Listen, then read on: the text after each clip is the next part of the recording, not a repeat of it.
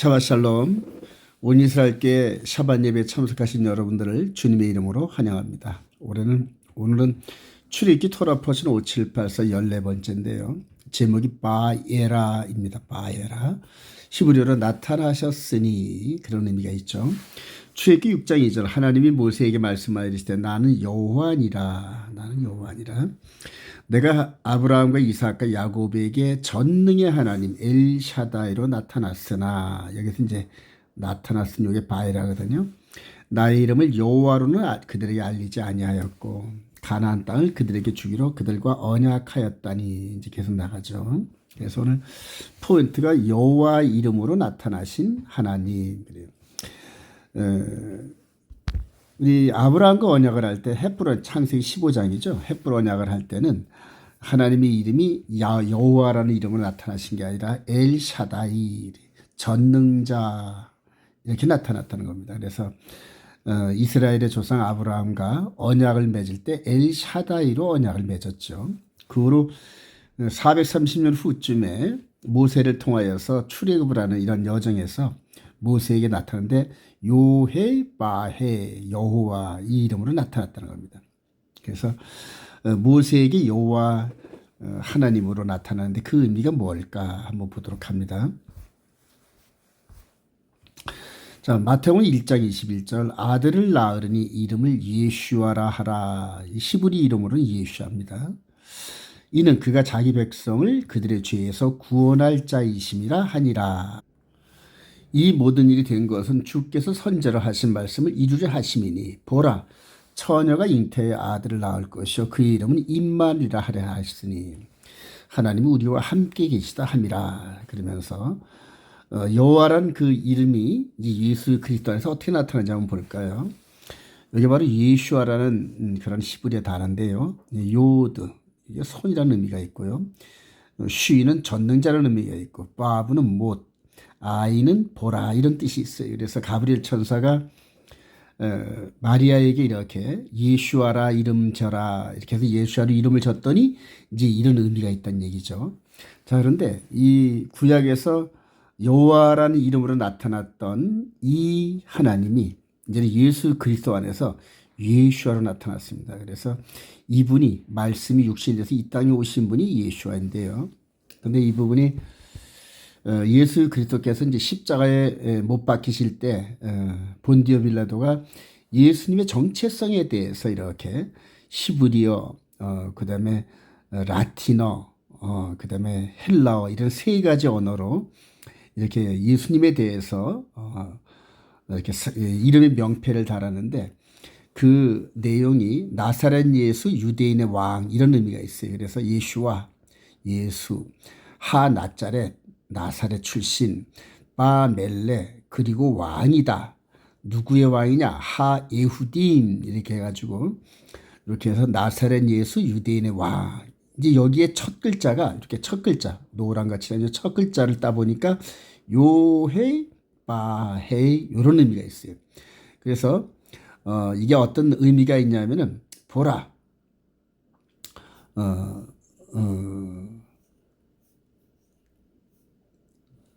손에 못자국을 보라, 이제 이런 의미가 있거든요. 그래서 예수 그리스도께서 구약의 모세에게 나타날 때 그 이름이 야훼, 요훼 바헤, 그리고 그 말씀이 육신이 돼서 이 땅에 오셨을 때 그 이름이 예슈아, 그리고 그 이름 자체가 두 개가 다 손을 봐라, 못을 봐라, 전능자의 손에 못 박힌 것을 보라, 이제 이런 의미가 있어요. 그래서 요한복음 19장 19절 빌라도가 패를 써서 십자가 위에 붙이니 나사렛 예수 유대인의 왕이라 기록되었더라. 유대인의 대제사장들이 빌라도에게 이르되 유대인의 왕이라 쓰지 말고 자칭 유대인의 왕이라 쓰라 하니 빌라도가 대답하되 내가 쓸 것을 썼다 하느니라. 그러면서 왜 자칭 유대인이라 이렇게 요구했을까? 여기다 요헤 바헤 이 부분에 다른 히브리 하나를 이렇게 첨가하면은 여호와라는 이름이 지워지기 때문인데 이 십자가 앞에 서 있었던 유대인들이 아주 기겁을 한 거예요. 이 바로 첫머리에 요헤 바헤, 모세에게 나타났던 여호와라는 그 이름의 약자가 보였기 때문에 아주 기겁을 한 겁니다. 자, 요한복음 20장 30절에 보니까 예수께서 제자들 앞에서 이 책에 기록되지 아니한 다른 표적도 많이 행하셨으나 오직 이것을 기록하면 너희로 예수께서 하나님의 아들 그리스도이심을 믿게 하려며 또 너희로 믿고 그 이름을 힘입어 생명을 얻게 하려 함이라 할 때 요 그 이름이 히브리어로 하셈입니다. 하셈. 그래서 이스라엘 백성들은 하나님의 이름을 부를 때 이름을 부르지 못하고 하셈 그 이름 이렇게 이제 이름을 부르기도 하더라고요. 근데 바로 예수 그리스도 그 이름을 힘입어 생명, 여기서 생명이 영생이거든요. 육신의 생명이 아닌 영의 몸의 생명, 영생. 그래서 영생을 얻게 하려 함이라. 그래서 이 말씀의 흐름 속에서 어떻게 예수아라는 그 이름이 우리에게 영생을 가져다 주는 그런 능력이 되는지 한번 살펴보도록 합니다. 출애굽기 7장 3절에 내가 바로의 마음을 완악하게 하고 내 표징과 내 이적을 애굽 땅에서 많이 행할 것이나 바로가 너희의 말을 듣지 아니할 터인즉 내가 내 손을 애굽에 뻗쳐 여기 큰 심판을 내리고 내 군대 내 백성 이스라엘 자손을 그 땅에서 인도해 낼지라 이렇게 선언하시고 이 모세와 아론을 바로 왕이 이렇게 보내네요. 그리고 바로가 완악하게 말을 듣지 않으니까 이렇게 10가지 재앙을 내리면서 바로와 애굽을 무력화시키는 그런 일들을 하는데 10가지 재앙을 한번 살펴보면은 순서가 피, 개구리, 이, 파리, 악질, 독종, 우박, 메뚜기, 흑암, 장자를 침 이렇게 10가지 재앙이 있어요. 그래서 이 10가지 재앙이 각각 의미가 있는데 의미가 애굽의 신에 대한 그런 심판이다 이렇게 정리를 했네요. 그래서 나일강이 피가 된 이 부분은 나일강 신 오리시스를 이렇게 무력화시키는 이제 이런 과정이다. 그런데 이제 이것을 애굽의 술새들도 따라 흉내를 내네요. 개구리는 헤게트라 해서 개구리 형상의 그런 신을 무력화시키는데 이것도 또 애굽의 술사들이 또래게 따라합니다. 근데 이제 이재앙 때 이 흉내를 못 내면서 여기서부터 하나님의 권능입니다 하고 애굽의 술사들이 고백을 하는 이런 장면이 나옵니다. 그 다음에 파리, 악질, 독종, 우박, 그 다음에 메뚜기, 흑암 이런 모든 재앙들이 차례차례 나면서 특징이 뭐냐면 이스라엘 백성들을 이 지역은 구별을 시킨다는 겁니다. 이렇게. 그래서 애굽 사람들은 이런 그 재앙의 영향력을 받는데 하나님의 선민인 이스라엘 백성들한테는 이런 재앙이 내리지 않는 이런 부분들이 우리들에게 다가오네요. 근데 이게 장차 일곱 나팔, 일곱 대재앙 때 또 동일한 현상으로 하나님의 거룩한 백성들에게는 이런 재앙이 구별돼서 내린다는 걸 저희들이 확신할 수가 있네요. 자, 바로에게 보내진 모세와 아론, 그 다음에 이제 계시록의 두 증인 한번 이걸 구속사적으로 이렇게 모세 때 일어났던 사건들이 장차 우리들 앞에 다가올 이런 사건들로 우리들에게 다가오는데 어떤 식으로 다가오나 한번 보도록 합니다. 출애굽기 7장 1절 여호와께서 모세에게 이르시되 볼지어다 내가 너를 바로에게 신같이 되게 하셨은즉 내 형 아론은 내 대언자가 되니 내가 내게 명령한 바를 너는 내 형 아론에게 말하고 그는 바로에게 말하여 그에게 이스라엘 자손을 그 땅에서 내보내게 할지니라. 그리고 동시에 하나님께 선언하시는데 출애굽기 9장 14절에 내가 이번에는 모든 재앙을 너와 내 신하와 내 백성에게 내려 온 천하에 나와 같은 자가 없음을 네가 알게 하리라. 내가 너를 세웠음은 그래서 바로 왕을 세운 이유에 대해서 하나님께서 말씀하시는데 나의 능력을 네게 보이고 내 이름이 요해 야훼 바로 여호와라는 그 이름이 온 천하에 전파되게 하려 함이라. 여기서 이 말씀을 미루어 볼 때 하나님께서 이 10가지 재앙과 함께 애굽 전역을 징계하시고 심판하신 그 이유가 바로와 애굽 백성들을 통하여 하나님의 이름 여호와의 이름이 온 세상에 퍼져나가게 하시라는 그런 뜻이 있다는 얘기입니다. 더불어서 이제 저와 여러분들이 마지막 계시록 이 후 3년 반 시대에 이루어진 이런 과정에서 바로의 역할을 하는 적그리스도 666이라는 이름의 수가 바로 바로 왕의 역할을 하고, 그다음에 두 증인이 모세와 아론과 같은 역할을 해서 이 10가지 재앙을 이끌었던 모세처럼 7대접, 7나팔 대접 이런 재앙들을 하나님과 함께 합작으로 이제 이렇게 이 지구촌 전체에 이런 재앙을 내리는 그런 그 말씀들을 보게 됩니다. 그래서 이 두 증인이 모세와 아론처럼 하나님께 기도할 때마다 이 재앙이 서로 다른 재앙들이 이 지구촌 전체에 막 폭포수 같이 내립니다. 하나님의 진노와 함께 섞여가지고. 근데 그 목적이 온 지구촌 전체에 여호와 하나님 예수와의 그 이름이 전파되게 하려 함이라. 이제 그런 의미가 있네요. 그래서 마지막 계시록 시대에는 바로 측에 선 그런 하나님의 대적자 그룹과 그다음에 두 증인과 함께 하나님의 말씀의 중심에서 하나님의 영광, 이름을 드러내는 그런 그룹이 있다는 것을 저희들 하여금 이렇게 느끼게 하네요. 자, 계시록 11장 3절 내가 나의 두 증인에게 권세를 주리니 그들이 굵은 베옷을 입고 1260일을 예언하라. 1260일은 3년 반이죠. 적그리스도에게 후 3년 반을 42달인데 동일하게 이 두 증인도 1260일을 동일하게 예언을 하면서 마치 모세와 아론 그다음에 바로 요때처럼 그 상황이 우리들에게 다가오는 걸 느끼게 하네요. 그들은 이 땅에 주 앞에 서 있는 두 감람과 두 촛대니 만일 누구든지 그들을 해하고자 하면 그들의 입에서 불이 나와서 그들의 원수를 삼켜버릴 것이요 누구든지 그들을 해하고자 하면 반드시 그와 같이 죽임을 당하리라. 1260일 동안 하나님께서 눈동자같이 보호하신다는 얘기입니다. 그들이 권능을 가지고 하늘을 닫아 그 예언을 한 날 동안 비가 오지 못하게 하고 또 권능을 가지고 물을 피로 변하게 하고 아무 때인지 원하는 대로 여러 가지 재앙으로 땅을 치리로다. 모세와 엘리야 같은 역할을 하죠. 하늘로부터 큰 음성이 있어 이리로 올라오라 함을 듣고 그들이 듣고 구름을 타고 하늘로 올라가니 두 증인이 휴거가 되네요. 그죠? 그들이 원수들도 구경하더라. 그때 큰 지진이 나서 성 10분의 1이 무너지고 지진에 죽은 사람이 7천이라. 그 남은 자들이 두려워해 영광을 하늘의 하나님께 돌리더라. 그러면서 마지막 70일의 마지막 우리 주님이 공중강심하시는 이 타임라인 때 1260일의 사명을 끝난 두 증인이 죽었다가 3일 반 만에 부활해서 하늘로 올라가는 이런 장면들, 이때가 이제 휴거에 대한 마지막 경고, 하나님의 거룩한 백성들에게는 이 육신적인 출애굽이 아닌 영적인 출애굽의 마지막 단계에 왔음을 알려주는 하나님의 사인이라 볼 수 있겠죠. 자, 11절 15절 이하에 일곱째 천사가 나팔을 불매 하늘에 큰 음성이 나서 이르되 세상 나라가 우리 주와 그의 그리스도의 나라가 되어 그가 세세토록 왕노로 타시다 하니 하나님 앞에서 자기 보호자에 앉아있던 24장로가 엎드려 얼굴을 땅에 대고 하나님께 경배하여 이르되 감사옵나니 옛적에도 계셨고 지금도 계신 주 하나님 곧 전능하신 이여 친히 큰 권능을 잡시고 왕노를 하시도다.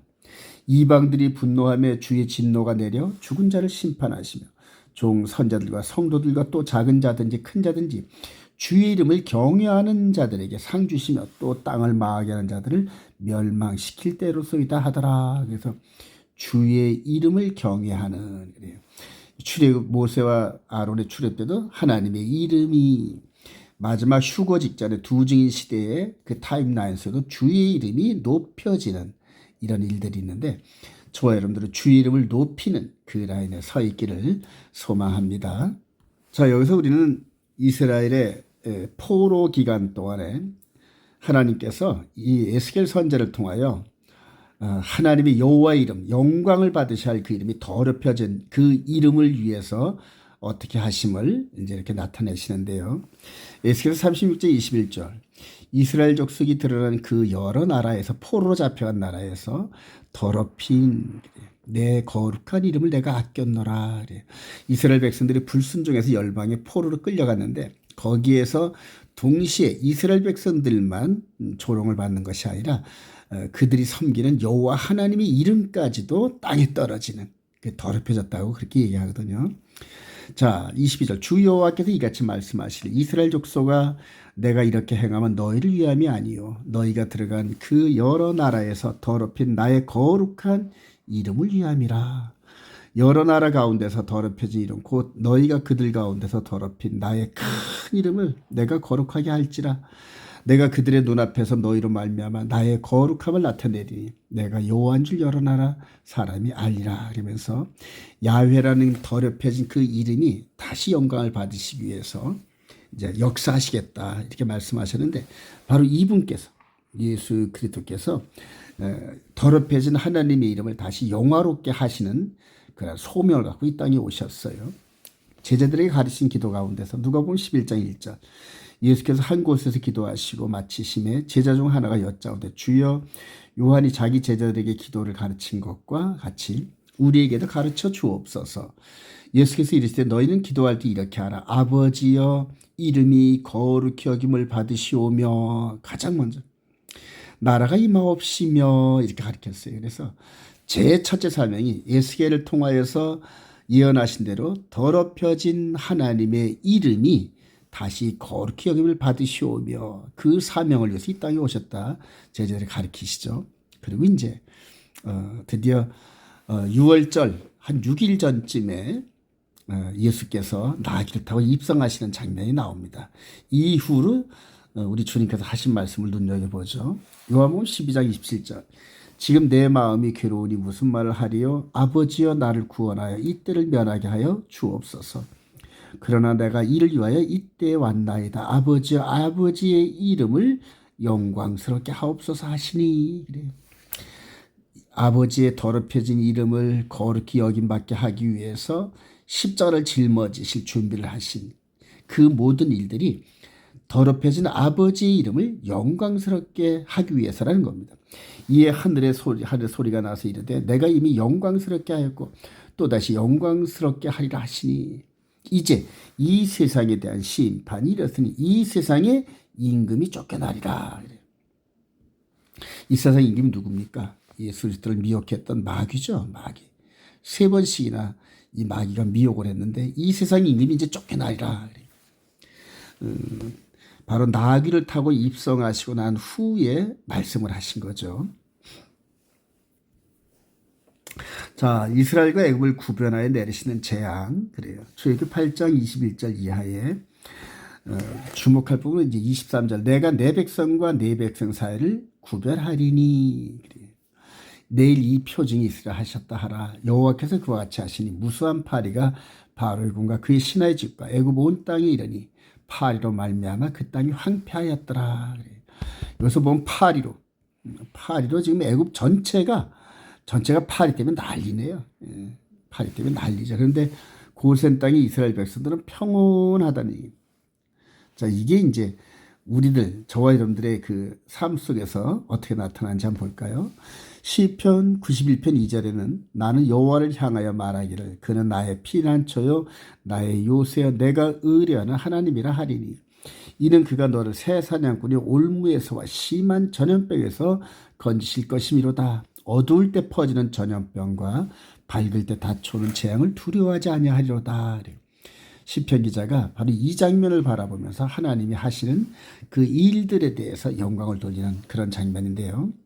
바로 마지막 때 저와 여러분들이 후 3년 반 적그리스도 타인나임과 함께 하나님의 심판이 7 나팔 7 대접 재앙을 통하여서 막 쏟아집니다. 그리고 맨 마지막에 이제 불로 심판하는 거거든요. 불로 심판. 이 과정 속에서 하나님의 거룩한 백성들이 통과하게 하셔요. 이겨내게 하셔요. 이겨내고 견디고, 물론 순교하는 사람들도 있겠죠. 그리고 마지막 출구가 이 땅에는 없어요. 이 땅에는 더 이상 피할 데가 없으니까 어디로 피하게 하신다? 하늘을 여시고 하늘로 쫙 끌어올리셔. 이렇게. 이게 바로 휴거거든요. 이게. 그래서 이 땅에는 심판이 이르렀는데 하나님의 거룩한 백성들은 바로 공주로 끌어올림을 받는 이런 일들이 동시에 벌어져요. 한쪽에서는 이 애굽 백성들은 난리인데 이스라엘 백성은 평온하듯이 마지막 때 계시록 사건들이 전부 다 이렇게 되어질 줄 믿습니다. 계시록 16장 2절, 첫째 천사가 그 대접을 땅에 쏟음에 짐승의 표를 받은 사람들과 그 우상에게 경배하는 자들에게 악하고 독한 종이 나더라. 넷째 천사가 그 대접을 해에 쏟음에 해가 권세를 받아 불로 사람들을 태우니 사람들이 크게 태움에 태운지라. 이 재앙들을 행하는 권세를 가지신 하나님의 이름을 비방하며 또 회개하지 아니하고 주께 영광을 돌리지 아니하더라. 또 다섯째 천사가 그 대접을 짐승의 왕자에 쏟으니 그 나라가 곧 어두워지며 사람들이 아파서 자기 혀를 깨물고 아픈 곳과 종기로 말미암아 하늘의 하나님을 비방하고 그들의 행위를 회개하지 아니하더라. 하면서 마치 열 재앙 가정에서 애국 백성들이 겪는 그런 고난과 이스라엘 백성들의 평온함을 마지막 계시로 우리 주님의 공중 들림, 우리 주님이 공주로 끌어올리는 그 직전에 이 땅에서 벌어지는 하나님의 진노의 그 대접들을 받는 쪽과 그렇지 않은 쪽들이 있음을 이제 우리들이 알고 있네요. 자, 로마서 8장 38절. 내가 확신하노니 사망이나 생명이나 천사들이나 권세자들이나 현재일이나 장래일이나 능력이나 높음이나 깊음이나 다른 어떤 피조물들이라도 우리를 우리 주 예수 그리스도 예수 안에 있는 하나님의 사랑에서 끊을 수 없으리라. 그래. 바로 육신의 몸이 아닌 영의 몸을 보호하시고 영의 몸에 끝까지 인내하며 승리하는 그 백성들을, 생명체에 기록된 그 생명들을 이렇게 하늘로 인도하셔요. 끝까지 성령께서, 이때 성령께서 우리를 인도하시면서 세상의 이런 모든 올무와 핍박과 어려움을 극복하고 이겨내면서 하나님께 영광을 돌리는데, 하나님의 이름이 극대화하면서 영광을 받으시죠. 저와 여러분들을 통하여. 그리고 끝내는 공중 들림을 통하여 아버지께로 다가가는 이런 그림들이 이제 저와 여러분들 앞에 기다리고 있다는 사실입니다. 자, 적그리스도와 두 증인이 사역하는 기간 후 3년 반. 그래. 전 3년 반은 우리 예수님께서 십자가에 죽으신 6월절, 바로 6월절이죠. 그 다음에 무교절에 장사 지내고 초실절에 부활하시고 오순절날 성령 강림. 그래서 전 3년 반에 여호와의 절기에 전반부를 이루었습니다. 이 봄절기라 그러거든요. 그러니까 여호와의 절기와 함께 이 70일의 마지막 한 일의 타임라인을 읽어야 아주 성경을 정확히 볼 수 있는 눈이 열리죠. 다니엘서 7장 24절. 그 열불은 그 나라에서 일어날 열왕이요 그 후에 또 하나가 일어나리니 그는 먼저 있던 자들과 다르고 새 왕을 복종시킬 것이며 그가 장차 지으킨 일을 말로 대적하며 참남한 말을 한다는 거죠. 또 지으키시 높인 시에 성도를 괴롭게 할 것이며 그가 또 때와 법을 고치고자 할 것이며 하나님의 절기, 여호와의 절기와 계명을 고친답니다. 성도들은 그의 손에 붙임 받아요. 한 때와 두 때와 반 때를, 그리 1260일 3년 반을 지내리라. 그러나 심판이 시작되면 그런 권세를 빼앗기고 완전히 멸망할 것이요. 여기에서 성도들은 그래요. 후 3년 반 끝날 때까지 손에 붙임받아요. 그래서 하나님의 일곱 나팔, 일곱 대접재앙 이런 모든 부분들을 통과시킨다는 겁니다, 여러분. 그래서 어떤 분들은 특히 세대주의에 계신 분들은 이 7년 전, 7년 환란 전 휴거라 그러는데 이 성경을 잘못 읽어서 그러거든요. 69일에와 70일에는 햇수로는 7년이 맞습니다. 햇수로는 7년이 맞는데 요 사이에 감추어진 이방인 시대 2000년이 있거든요. 이렇게. 그래서 그분들은 이제 타임라인을 요 69일에 이전에 이방인 시대 2000년을 놨거든요. 그래서 그렇게 타임라인을 잘못 놓는 그 결과가 얼마나 성경을 왜곡되게 해석하는지 모릅니다. 자, 그래서 7년은 맞는데 요 전 3년과 후 3년 사이 기독교 2000년이 숨어 있는 요 부분이 정말로 이 마지막 때 이 작은 책이 열리듯이 열려서 성경 전체를 완전히 눈으로 보듯한 그러한 그 관점을 갖게 되네요. 자, 그래서 이 작은 뿔이 666이라는 이름의 수를 갖고 있는 이 작은 뿔이 후 3년 반 권세를 갖는데 그 권세 가운데서 역사하시는 하나님의 절기가 가을절기 나팔절, 이게 7 나팔, 그 다음에 심판, 7 대접, 그 다음에 혼인잔치, 이 혼인잔치를 위해서 우리를 휴거시키죠. 그런데 그런 가운데서 적그리스도의 3년 반 동안에 두 증인이 모세와 아론처럼 이런 여러 가지 기적과 이적 권세를 가지고 이 적그리스도 진영을 견제하면서 하나님의 거룩한 백성들을 보호하는 그런 역할을 하고, 그리고 마지막 휴거를 이끌어가는 그러한 역사를 이루어내네요.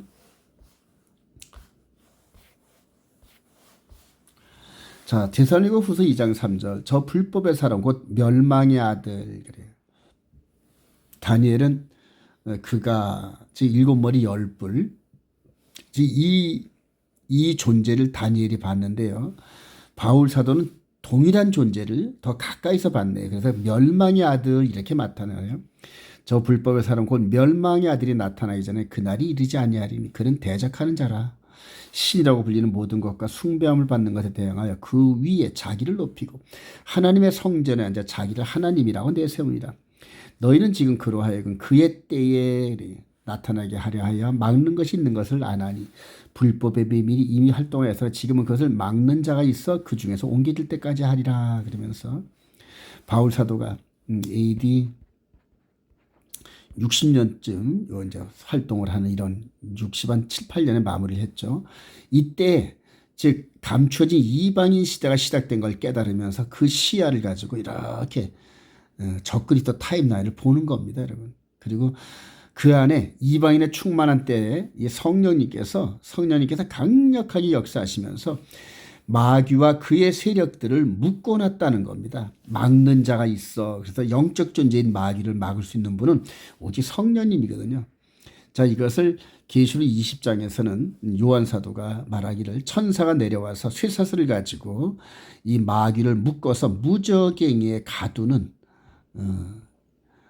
그러한 그 메시지를 우리한테 다가와요. 그래서 막는 거나 무저갱이에 가둔 거나 똑같아요. 그래서 요 기간 동안에 메시아 왕국의 완전한 숫자가 들어서서 그대로 하나님 나라를 이루는 이런 것들을 볼 수가 있네요. 자, 계속해서 계시록 11장 1절 내게 지팡이 같은 갈대를 주며 말하기를 일어나서 하나님의 성전과 제단과 그 안에서 경배하는 자들을 측량하되 성전 바깥마당은 측량하지 말고 그냥 두라. 이것은 이방인에게 주었으니 그들이 거룩한 성을 42달 동안 한때와 두때와 반때. 그래. 자, 내가 나의 두 증인의 권세를 주니 그들이 굵은 베옷을 입고 1260일을 예언하리라. 그래서 두 증인과 적그리스도 42달 1260일 그걸 같이 마지막 후3년반에다 위치해 놓았는데요. 어떤 분들은 이렇게 두 증인을 전3년반에다 두고 그 다음에 적그리스도를 후3년반에 두면서 7년을 이렇게 붙여서 이렇게 해석하는 분들이 있는데 그건 잘못된 해석입니다. 자, 계속해서 계시록 13장 5절에 또 짐승이 과장되고 신성모독을 말하는 입을 받고 또 42달 동안 그래. 42달 다 똑같은 얘기입니다. 전부 적그리스도가 42달 하는 후 3년반을 얘기하는 거거든요. 짐승이 입을 벌려 하나님을 향하여 비방하되 그의 이름과 그의 장막 곧 하늘에 사는 자들을 비방하더라. 또 권세를 받아 성도들과 싸워 이기게 되고 각 족속과 백성과 방언과 나라를 다스리는 권세를 받으니 죽임을 당한 어린 양의 생명책에 창세 이후로 이름이 기록되지 못하고 이 땅에 사는 자들은 다 그 짐승에게 경배하리라. 무서운 말이죠. 생명책에 기록되지 않은 모든 자들이 이 짐승에게 속아서 경배한다. 이렇게 경고하고 있습니다. 그리고 그거를 이겨낸 자들을 성도들의 인내가 여긴나니 저희들은 하나님의 계명과 예수 믿는 증거를 가진 자들이다. 이렇게 우리들에게 부연 설명을 하고 있죠. 자, 그러면 이제 모세에게 나타난 여호와의 이름이 예수 그리스도를 통해서 예슈아로 나타나고 그 다음에 이제 그 이름을 힘입어 이렇게 말씀을 하셨는데요. 자, 복음 전파의 능력으로 나타난 예수 그리스도의 이름 이렇게 한번 설명을 붙여봤습니다. 사도행전 2장 21절 누구든지 주의 이름을 부르는 자는 구원을 받으리라 하였느니라. 베드로가 이르되 너희가 회개하여 각각 예수 그리스도의 이름으로 세례를 받고 죄사함을 받으라. 그리하면 성령의 선물을 받으리니. 이거 굉장히 중요합니다. 먼저 죄사함을 받는다는 게 의롭게 된다는 거거든요. 의롭고 그래. 율법의 행위가 아닌 오직 믿음으로 말미암아 의롭게 되는 죄사함을 받는 겁니다. 그리고 나서 성령의 선물을 받는데 이 성령이 어떤 역할을 하느냐? 우리 가운데 하나님의 계명을 기록하게 하시고 거룩한 삶을 살게 하는 그 길로 우리를 인도하십니다. 이게 이제 구원의 여정이거든요. 그래서 의롭게 됨과 거룩의 여정을 함께 걸어가야 되는데 저와 여러분들이 지금 성령의 인도함을 받는 거룩의 여정에서 실패하고 있습니다. 자, 사도행전 3장 6절 베드로가 이르되 은과 금은 내게 없거니와 내게 있는 것을 내게 주노니 나사렛 예수 그리스도의 이름으로 걸으라. 오른손을 잡아 일으키니 발과 발목이 곧 힘을 얻고 뛰어 서서 걸으며 그들과 함께 성전으로 들어가면서 걷기도 하고 뛰기도 하며 하나님을 찬송하니. 그러면서 바로 이 장면이거든요. 성전 미문에 40년 동안 안전베이가 구걸하는데 나사렛 예수의 이름으로, 은과 금은 아무것도 없어요. 오직 눈에 보이지 않는 예수의 이름을 갖고 있는 이 요한과 베드로가 예수의 이름으로 나라 일어나 걸어라 했던 선언합니다. 이때 당시 안전뱅이를 억만금을 갖다 준들 곤칠 수 있겠습니까? 못 곤치잖아요. 그런데 이 나사렛 예수와의 이름으로 이 병자가 일어난 겁니다. 할렐루야. 그리고 이 병자가 온 성을 돌아다니면서 베드로와 요한을 증거하는 이런 장면들이 초대교회에 나오죠. 사도행전 4장 9절 만일 병자에게 행한 착한 일에 대하여 이 사람이 어떻게 구원을 받았냐고 오늘 우리에게 질문한다면 너희와 모든 이스라엘 백성들은 알라. 너희가 십자가에 못 박고 하나님이 죽은 자 가운데서 살리신 나사렛 예수 그리스도의 이름으로 이 사람이 건강하게 되어 너희 앞에 섰느니라. 이 예수는 너희 건축자들의 버린 돌로서 진모퉁이의 머릿돌이 되었니. 다른 이름으로서는 구원을 받을 수가 없나니 천하 사람 중에 구원을 받을 만한 다른 이름을 우리에게 주신 데 없음이라 하였더라. 다른 이름은 없어요. 오직 예수뿐입니다. 근데 요새 하나님의 교회 아주 그냥 그대로 불같이 부흥하는 그런 그 교회가 있는데 하나님의 교회죠. 거기는 안산홍이를 그대로 하나님 아버지로, 그다음에 안산홍 부인을 하나님 어머니로 이런 식으로 해가지고 너무너무 진짜 안타까워요. 천하의 다른 이름은 준 적이 없는데 안산홍이가 뭡니까? 이만희가 뭡니까, 여러분? 문선명이가 뭡니까? 아무것도 아니거든요. 이게 성경을 올바로 이렇게 해석하고 믿기만 해도 그런 어리석음에 빠지지 않을 텐데 참 안타까운 일입니다. 자, 빌립보서 2장 9절 이름으로 하나님이 그를 지극히 높여 모든 이름 위에 뛰어난 이름을 주사. 그래. 이름, 모든 그 생명체는 이름이 있잖아요. 근데 그 모든 생명체 이름 위에 뛰어난 이름을 주사. 하늘에 있는 자들과 땅에 있는 자들과 땅 아래에 있는 자들을 모든 무릎을 예수의 이름에 꿇게 하시고 모든 입으로 예수를 그리스도로 주라 시인하여 하나님 아버지께 영광을 돌리게 하였느니라. 바울 사도의 관점이죠. 모든 이름에 뛰어난 이름 예수와. 그래. 하나님을 전적으로 의지하면서 당신의 모든 생명을 아버지께 내맡기고 십자가에서 말씀대로 돌아가신 그분, 그리고 하나님의 능력으로 부활하면서 우리들에게 새 생명을 주신 그분 예수와. 그래. 요한일서 3장 21절 사랑하는 자들아 만일 우리 마음이 우리를 책망할 것이 없으면 하나님 앞에서 담대함을 얻고 무엇이든지 구하는 바를 그에게서 받나니 이는 우리가 그의 계명을 지키고 그 앞에서 기뻐하시는 것을 행함이라. 그의 계명은 이것이니 곧 그 아들 예수 그리스도의 이름을 믿고, 그래, 이름을 믿고 그가 우리에게 주신 계명대로 서로 사랑할 것이니라. 그래.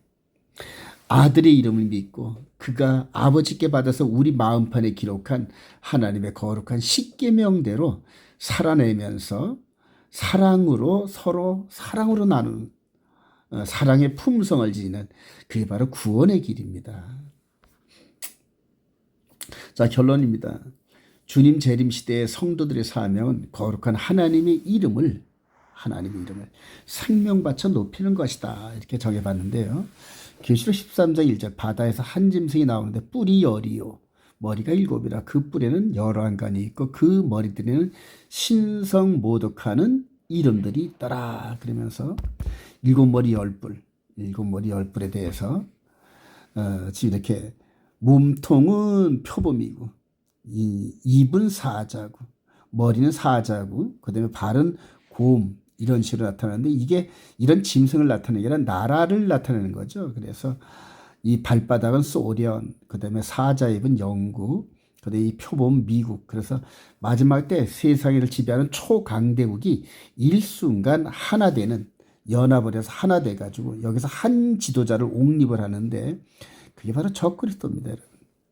그래요. 그러면서 이들이 하나님의 이름을 비방하고 하나님을 모욕하는 일들을 마지막 3년 반 동안 하는데 13절 16절 그가 모든 자 곧 작은 자나 큰 자나 부자나 가난한 자나 자유인이나 종들에게 그 오른손이나 이마에 표를 받게 하고 누구든지 이 표를 가진 자 외에는 매매를 못하게 하니 이 표는 곧 짐승의 이름 그래요.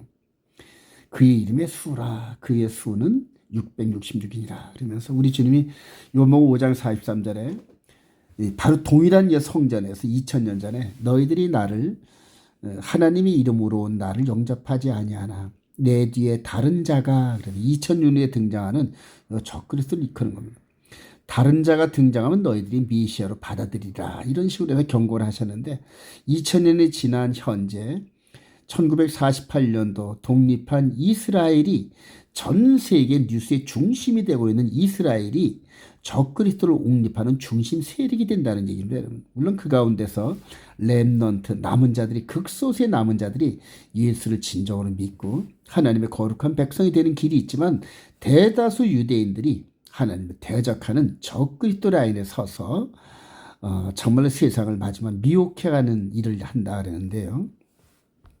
바로 14만 4천 야훼 이들의 이마에는 전부 다 이 이름 야훼 오늘 모세를 통하여 나타났던 여호와 이 이름이 있다는 겁니다, 여러분. 이 이름이 있는 사람은 이 적그리스도의 이 이름 짐승의 이름을 받아들일 수가 없죠.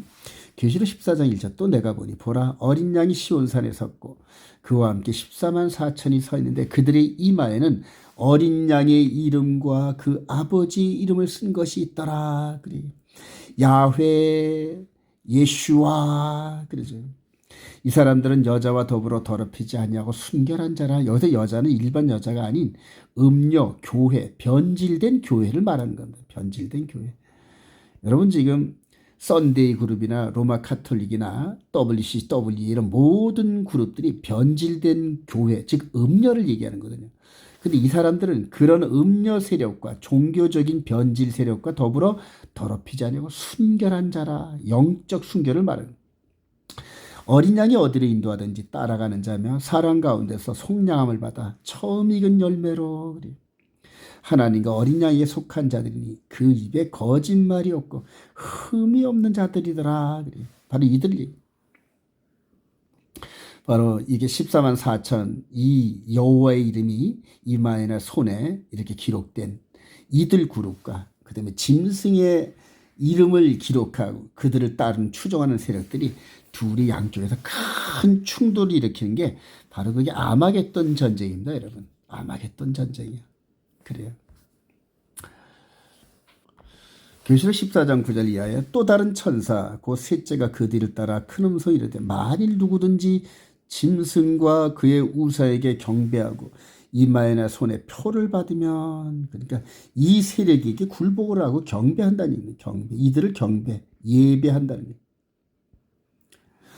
그도 하나님의 진노의 포도주를 마시니 그 진노의 잔에 섞인 것 없이 부은 포도주라. 거룩한 천사들과 어린 양 앞에서 불과 유황으로 고난을 받으리니 그 고난의 연기가 세세토록 올라가리라. 짐승과 그의 우상에 경배하고 그의 이름표를 받는 자는 누구든지 밤낮 쉼을 얻지 못하리라 하더라. 성도들의 인내가 여기 있나니 그들은 하나님의 계명과 예수에 대한 믿음을 지키는 자니라. 이러면서 바로 휴거 직전에 마지막 이 두 세력이 충돌하는 아마겟돈 그래 하르무기또 그래. 하르무기또 전쟁이 이루어지면서 양쪽이 영적 충돌, 이게 육의 전쟁보다 더 격렬한 영의 전쟁. 이거는 세상의 원자탄이나 뭐 수소폭탄이나 이런 것보다 더 파워가 센 영적 전쟁이거든요. 그 영적 전쟁에서 승리하면서 하나님께 영광, 하나님의 이름을 높이는 귀한 성도들 되시기를 주님의 이름으로 축원드립니다.